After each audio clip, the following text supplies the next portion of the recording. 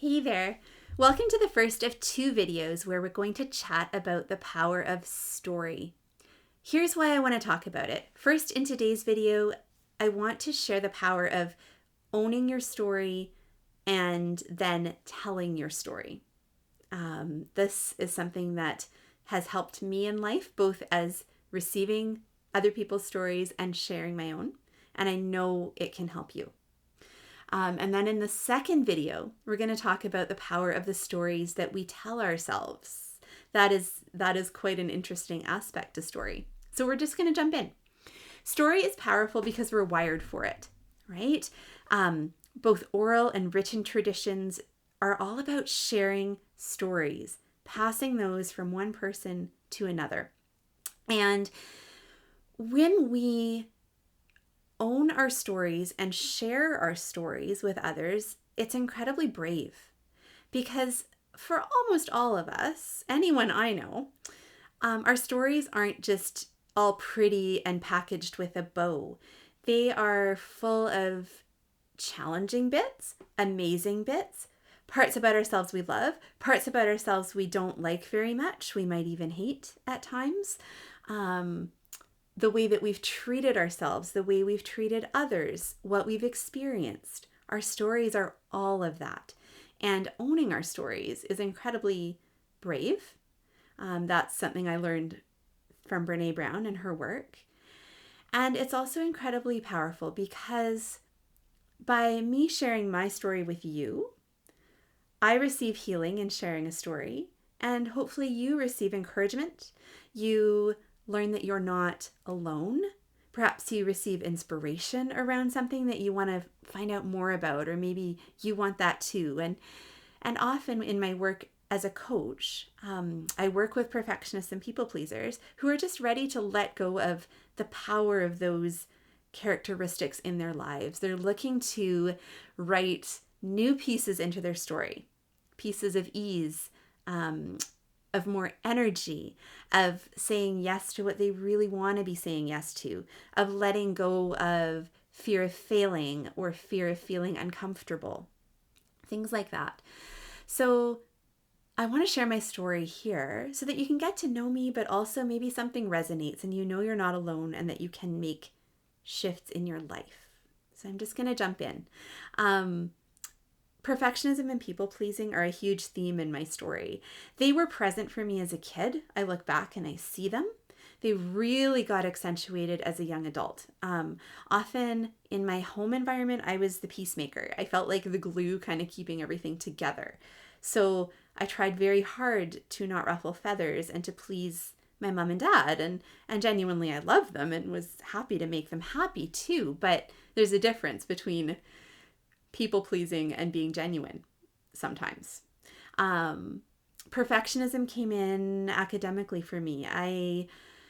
Turns out I was quite gifted in academics and did really well in high school. And I graduated with the top scholarship marks in the province, which at that time was a big deal. Like there were newspaper articles, there was all sorts of stuff. And that is what it is. I got a lot of praise from my parents for that. And for me, that felt like, oh, they love me. Okay, I'm going to keep striving to keep getting love because really I just wanted to be loved. I also like being snuggled. That's a whole other story. Anyway, so add on top of that some natural wiring towards these things, as I've mentioned, and a desire to get into vet school. Off I go to UBC and I'm in my undergrad and it's terrifying. It was hard. It was a lot of work. I took an honors program because I was insane. And I developed an eating disorder. I would binge and purge probably 4 or 5 times a week just to deal with the stress of always wanting to get marks that would keep me in the top percentage of my class and marks that would get me into vet school. So there wasn't a lot of space for kindness to self in any of this. And it was not very healthy.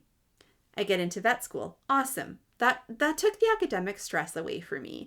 What happened then is I started doing triathlon, which is a sport I'd wanted to do for years. And at first it was just fun and I made some of the best friends through it. Unfortunately, I started to put that perfectionism pressure onto myself around sport. That only perpetuated this whole eating disorder issue that I was experiencing.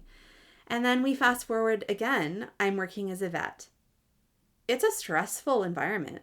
And if you are constantly saying yes to all the requests that are made of you, as I did, I didn't have boundaries, said yes to all the client requests, all the things. And also dealing with, like, you're not going to be perfect at medicine. It's a practice of medicine for a reason. I did not cope well with that. I didn't do well when things, when cases didn't turn out as I'd hoped, when there wasn't a great outcome. So in all of this, I'm still doing sport, but exhausted, being really unkind to myself. Like I would spend a lot of days trying not to vomit and just like beating myself up in my head. And in the midst of this, I had a wonderful supportive husband. Another thing that I was like, oh, I'm a crappy wife. Add perfectionism into that. Why not? Perfect cocktail. So all of this is going on for me. And in 2014, in November, story for another time, there was a massive awakening that just left me going, I need to quit working as a vet and we need to move to Squamish. So I chose myself and I chose my family, and I didn't know what the way forward would bring. But what it did bring was a lot of healing, because I had support and did the work around the deep, deep issues for me. Vet med was never a great fit. I'm a pretty sensitive, empathic person. And then no boundaries, perfectionism.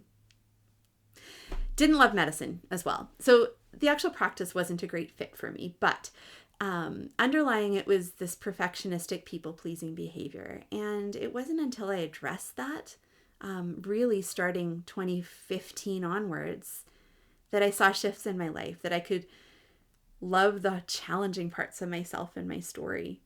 I'm grateful for that work. Some of that came through working with a counselor, some through a coach.